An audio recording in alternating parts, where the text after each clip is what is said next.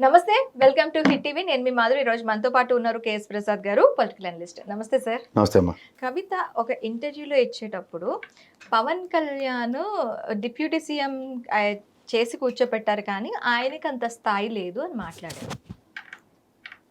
అంటే ఇక్కడ రెండు వెర్షన్స్. ఫస్ట్ కవిత వెర్షన్ గురించి మాట్లాడుకుందాం మనం. అసలు పవన్ కళ్యాణ్ గురించి అలా మాట్లాడడం, పవన్ కళ్యాణ్ గురించి తను మాట్లాడడం కరెక్టే అంటారా?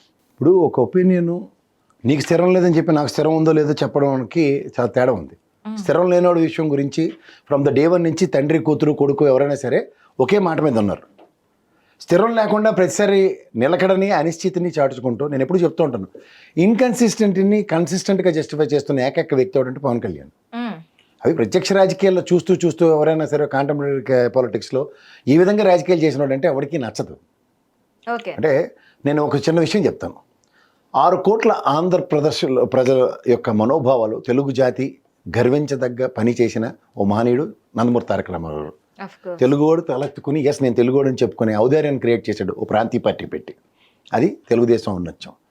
అలాగే ఈ వైఎస్ఆర్సీపీ పార్టీ జాతీయ స్థాయిలో ఒక వ్యక్తి యొక్క వ్యక్తిత్వ హననానికి గురై వ్యక్తిని పరిరక్షించుకోవడానికి ఒక ప్రాంతీయ పార్టీని ఆవిష్కరించుకొని జాతీయ పార్టీలు ఆడే చిన్న చితక రాజకీయ చదరంగంలో మేము బలికాము, మాకు అంటూ ఒక స్వతంత్ర ప్రతిపత్తి ఉంది, ఇది తెలుగువాడి ఔదార్యం అని చాటుకున్న పార్టీ వైఎస్ఆర్సీపీ.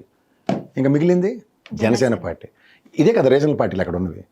ఇందులో పారసైట్ లాగా ఎవడో ఆచ్ఛేదంలోనే బతకడానికి తప్ప నాకంటూ ఒక స్వతంత్ర ప్రతిపత్తి ఉంది, నేను ఈ పని చేయడానికి ఈ ప్రాంతంలో పార్టీ పెట్టానన్న ఒక్క ఉదాహరణ ఆయన ఇప్పుడు 2014లో పార్టీ స్థాపించిన కాడి నుంచి ఈ రోజు దాకా ఒకటి చూపించు. అదే కదా ఇన్కన్సిస్టెన్సీ అంటే. ఒకసారి పొత్తు, ఒకసారి ఏ పార్టీతో ఎందుకు పొత్తులో ఉంటాడో ఈ రోజుకి తెలియదు. నాకు తెలిసి వైఎస్ఆర్సీపీ తప్ప అన్ని పార్టీలతోనూ పొత్తుకెళ్ళాడు ఎక్సెప్ట్ కాంగ్రెస్. That's it.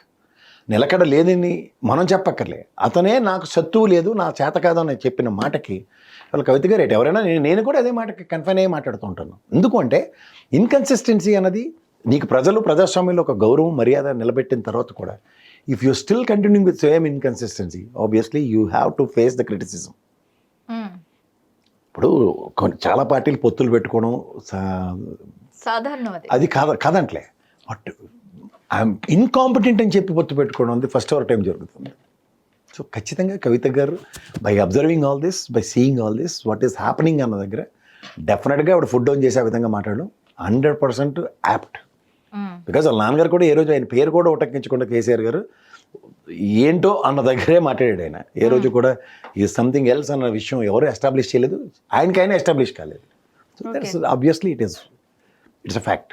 అది మీరు దానికి ఒప్పుకుంటారు 100%. మరి కవిత కూడా ఎప్పుడు ఎలక్షన్స్ లో నిలబడి గెలిచిన దాఖలాలు లేవు.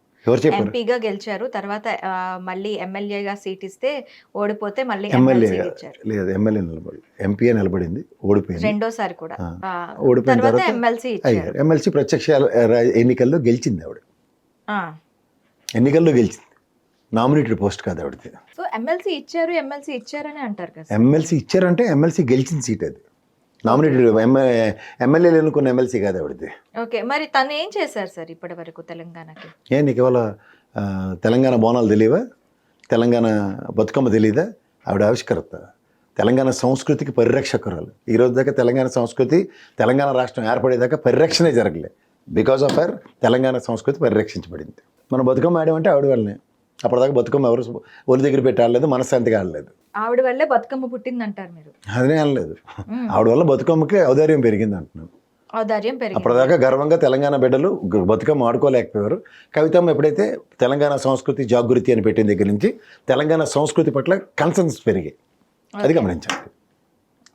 మరి ఢిల్లీ లిక్కర్ స్కామ్ మీరు నచ్చిన కేసులు పెట్టుకుని అది అవునా కాదని మీరు తేల్చకుండా, లేక స్కాము, డోము, గోల్కొండ టూము, అయితే సెక్రటరీ పెట్టిన టూము అని చెప్తే ఎవడు వర్ణించలేరు, అభివర్ణించలేరు. ఇప్పటికి కూడా దాని మీద ఎలిగేషన్స్ మాత్రమే, అవైతే ప్రూవ్ అని కాదు. ప్రూవ్ అయినప్పుడు మాట్లాడదాం. అభియోగాలు మోపడం వేరు, అభియోగాలను ప్రూవ్ చేయకుండా జైల్లో డిస్కషన్స్ ఉన్నాయి కాబట్టి